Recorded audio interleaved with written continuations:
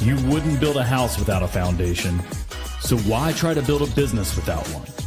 Grow your contracting business and grow your mind with Growth Mindset Monday. All right. Welcome back to the show. Slowly but surely, we're transitioning to the office.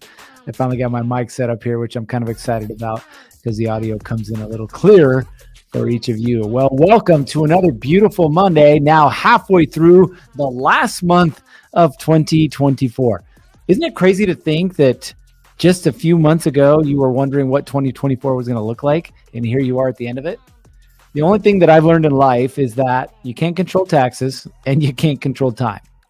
So enjoy it while you got it, right? Be more present. Well, today I really wanted to talk about one thing in particular, right? And that is this concept of the end of the year. Now, before we get into that, if you're here joining us live, you know the drill. Drop your name, your business name, and where you're from so we can give you a shout out in the comments.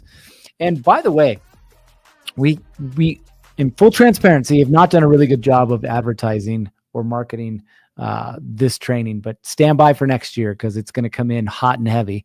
And there's going to be a lot of contractors inside of here, a lot more training, and a lot more opportunity for each of you. Justin and I have been working on some things behind the scenes and figuring out how we can add more value to you and ultimately your business and your life. Ground Fog gave us the hand wave. We got Daniel says good morning, or afternoon, I should say. Noble Custom Glass and Mirror checking in from the mobile office. We got Chad Cranville Construction in Southeast Indiana. Yeah, Daniel's like, someone got their hair lined up this weekend, looking clean. Yeah, I finally found a good barber, which you wouldn't think because I don't have a ton of hair, right? But like, it's really hard to find a good barber. And this guy's been doing it for years. His name is Oscar, and he owns Oscar's Barbershop. But I walked in on a recommendation from his brother, actually, who was a contractor. And I started talking to him. We spent an hour. I've never been in a chair for an hour, by the way. We spent an hour, he's trimming me up, cleaning me up, talking about, family and life and whatnot. So really good conversation. If you're in the Salt Lake area, I got a shop for you. But appreciate that. So here we are, mid-December, December 16th to be exact, right? We've got 2 more weeks till the end of the year. 2 more weeks. Tick tock. And it's funny.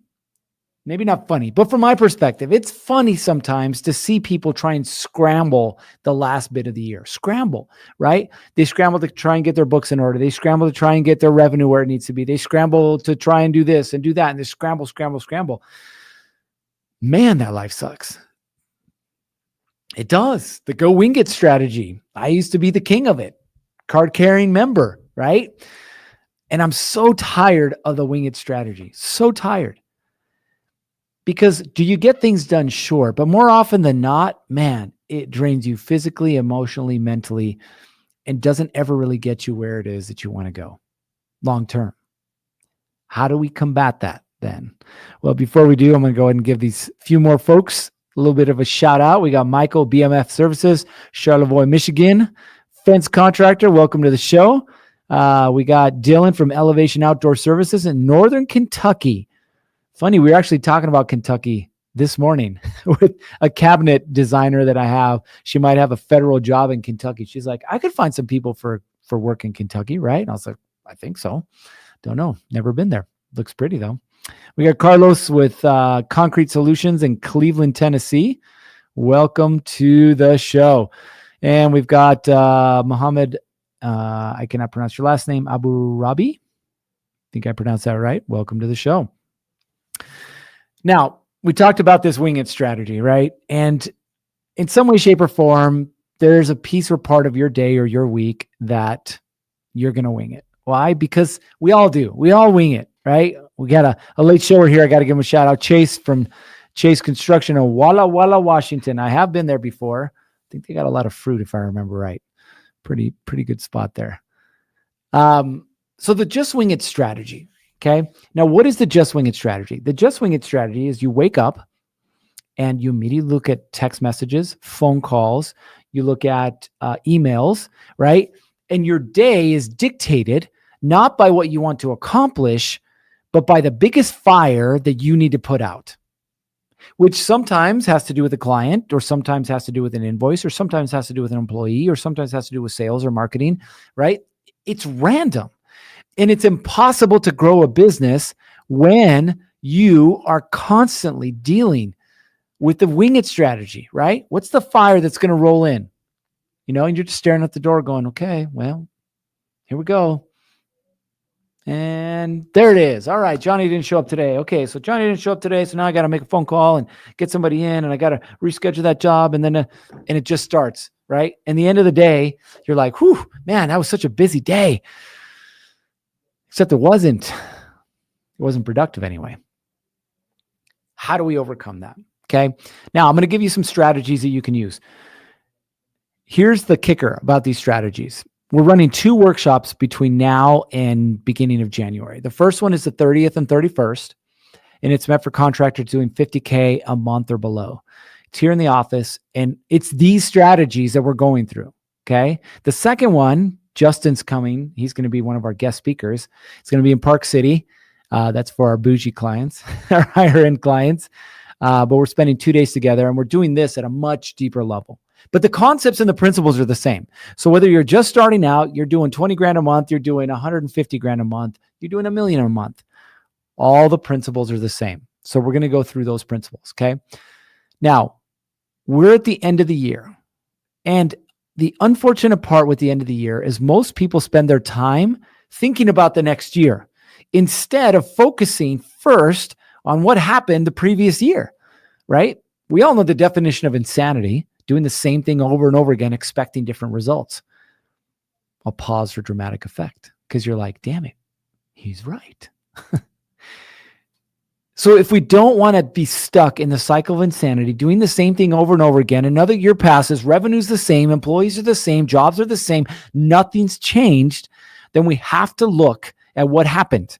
We have to look at the good, we have to look at the bad, and we have to make a game plan based on that information, based on that data.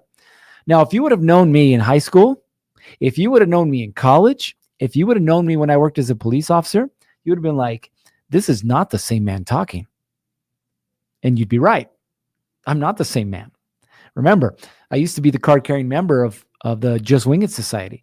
And I used to think that that was a good thing, right? One of the things that I love the most about being a police officer, oddly enough, was never having 2 days be exactly the same. Never in my entire career did I have 2 days that were exactly the same. And for some reason, I learned to crave that instead of realizing that, hey, they could not be the same, but everything that I do still functions the same. Kind of hard to think about, right? Now, what does that have to do with your construction business? Well, it's the same thing, right? You can crave the quote unquote variety that the job provides, that the trade provides, that the economy provides, that politics provide, that insert the blank provides. You can crave that all day long. But is that actually going to take you where you want to go? What I learned a long time ago is you have to fall in love with the boring stuff. The boring stuff. Planning, it's boring. Tracking your numbers, boring. Having a hiring process, boring. Having a sales process, boring. Right? I can go on and on and on. Boring, boring, boring. But if you fall in love with the boring fundamentals, you will succeed in business, period. I'll give you guys a little sneak peek, in fact, with a buddy of mine who's also a contractor. He's a developer as well. We're creating a management company for trade contractors, and we are starting that up here soon. And I'm going to document that thing. I'm going to document it from zero to wherever we end up with it, because we're actually building it the way every business should start off: policies, procedures, processes, people. Right? Because I want to show you what it looks like on the other side. Right? Now, for you in your business today, I'm going to ask you, and go ahead and drop it in the comments. 2024 for you was fill in the blank. Yeah, I get it. We're December 16th. But if you haven't done it by now, you're not going to do it. So 2024 was blank for you and your business. Go ahead and drop that in the comments, and I'll read them off. Now, as you're doing this, I want you to think about the year as a whole, not the highs and the lows. Some of you guys are in the cold weather states, and it's a little slow now, and you might be tempted to say slow. Some of you are in warm weather states, Texas, Arizona, Florida. Things are still rolling, right? But your business as a whole this year, one word to describe your business. Now, as I'm waiting for these comments to roll in, I'll tell you a couple of answers that I've received from some existing clients. In fact, we just had a cabinet designer and installer in the shop. And I was like, if you were to describe your year, what would you say? And she's like, well, she said, busy. And I was like, busy? What does busy mean? And she had to pause for a minute and think about it, right? Because we like to make decisions based on what? Emotions, not facts. And the emotions will tell you that it was whatever it is in the moment, right? Now, was she busy? Yes. But when we actually broke things down into the data, right, we found out that she was productive. Year over year, 25% growth. That's a pretty big growth. She hired her first full-time employee.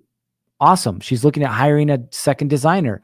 Even better, right? So if you look at the facts, it changes your perspective on things. Well, Daniel's been the only one who decided he wanted to take a stab at this thing.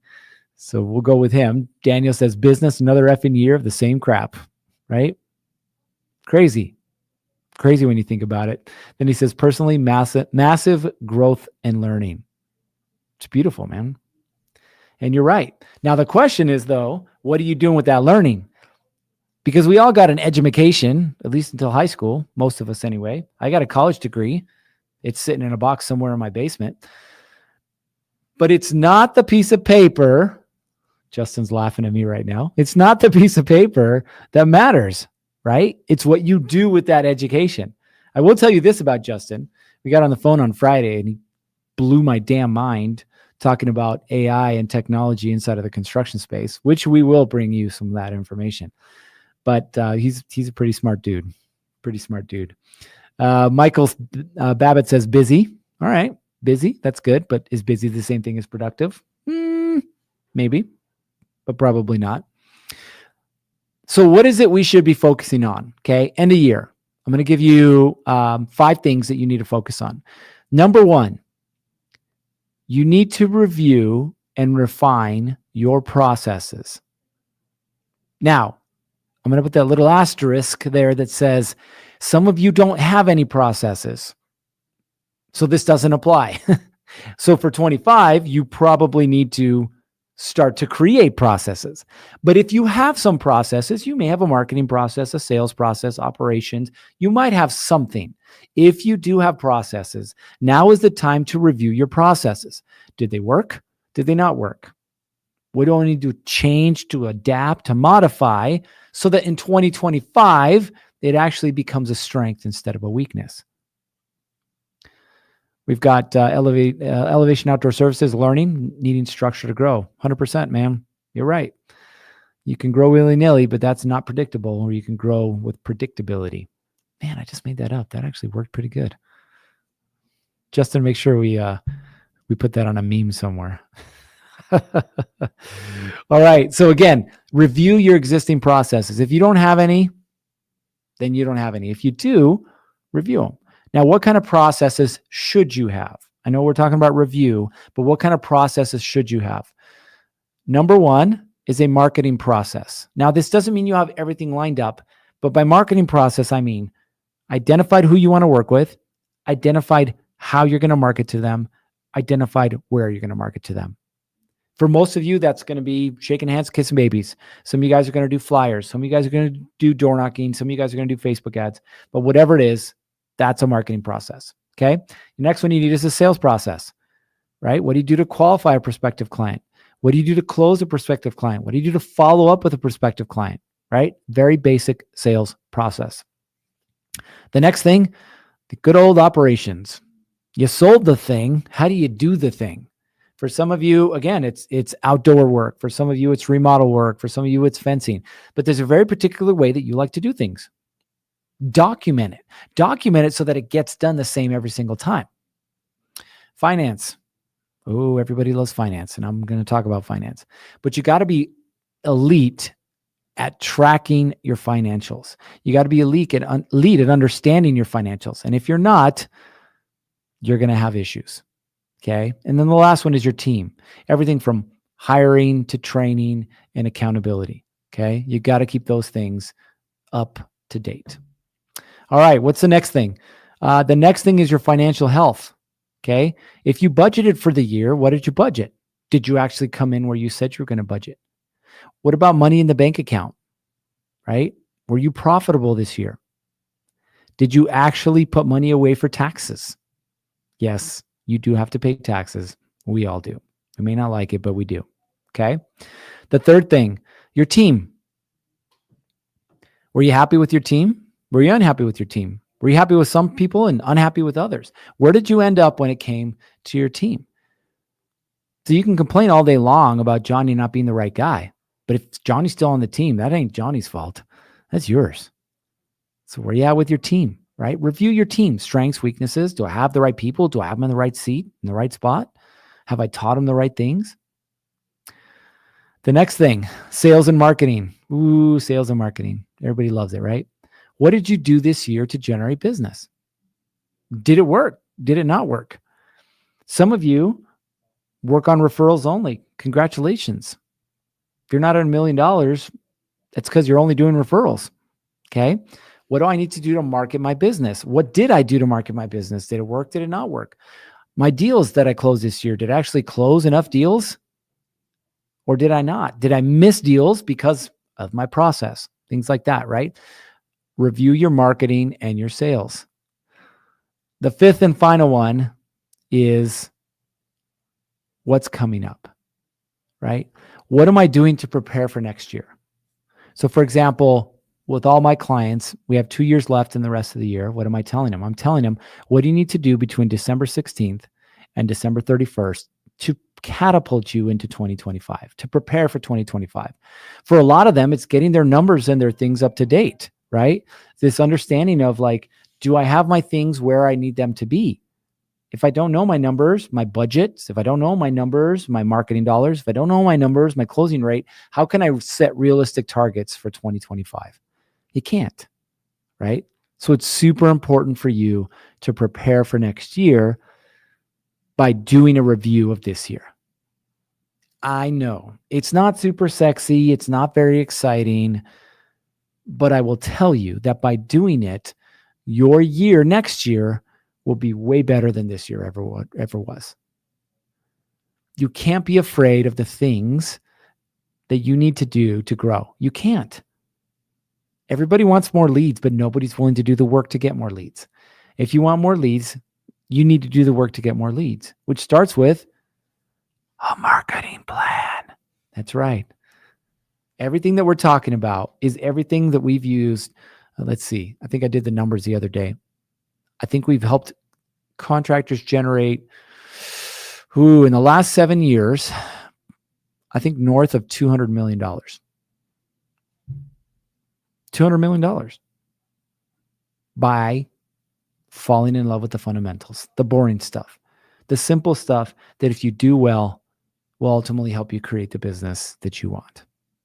So in these last 2 weeks of the year, my challenge to you is to find the things that you need to do to help propel you into next year. which are going to include a review, which are going to include an honest assessment of you as a leader that will then allow you to realistically plan out your next year. Now, next week is Christmas, so we won't have a call. Following week, we'll probably have a call. But ultimately, what I want you to understand is that in order for you to succeed at the level that you want to succeed, it's going to require you to do things different than the way you've been doing them. And the only way to do that, look back and figure out what you do well and what you don't, and fix those things.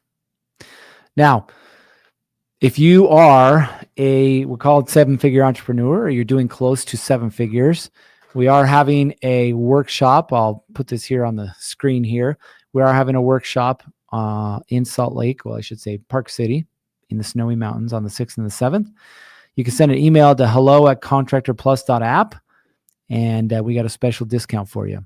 So if you're interested in joining us, we'd love to have you and be a part of the family.